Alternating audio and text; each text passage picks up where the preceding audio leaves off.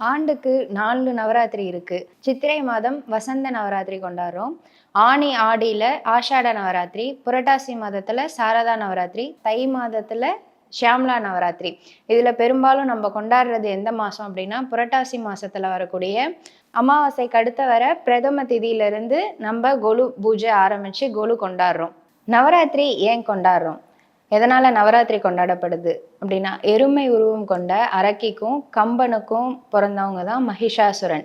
மகிஷாசுரன் வந்து எப்படி இருப்பாருன்னா, மனித உடலும், எருமை தலையும் உடல் அமைப்புல தான் இருப்பாரு.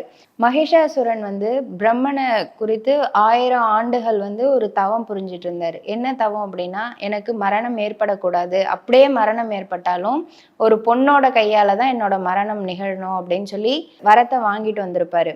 தேவர்கள ரொம்ப கொடுமைப்படுத்திட்டு இருந்தாரு. தேவர்கள மட்டும் இல்லாம பூலோகத்துல இருக்க மக்களையும் ரொம்ப துன்புறுத்திட்டு இருந்தாரு. அந்த துன்புறுத்தல தாங்காம தேவர்கள்லாம் என்ன பண்றாங்க அப்படின்னா, மும்மூர்த்திகள்ட்டயும் போய் சொல்றாங்க. இந்த மாரி இந்த மகிஷாசுரன் இவ்ளோ கொடுமைப்படுத்திட்டு இருக்கான். எங்களால முடியல. நீங்க தான் வந்து ஏதோ ஒரு வழி பண்ணணும் அப்படின்னு சொல்லிட்டு சொல்றாங்க.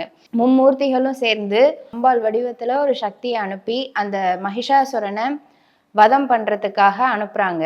இந்த போர் வந்து 9 நாள் நடக்குது. 9 நாள் போர் நடந்து 10வது நாளா இந்த சூரன வதம் பண்ணி வெற்றி வாகைய சூடுறதுனால தான் நம்ம விஜயதசமி அப்படிங்கிற அந்த பண்டிகைய நம்ம கொண்டாடுறோம்.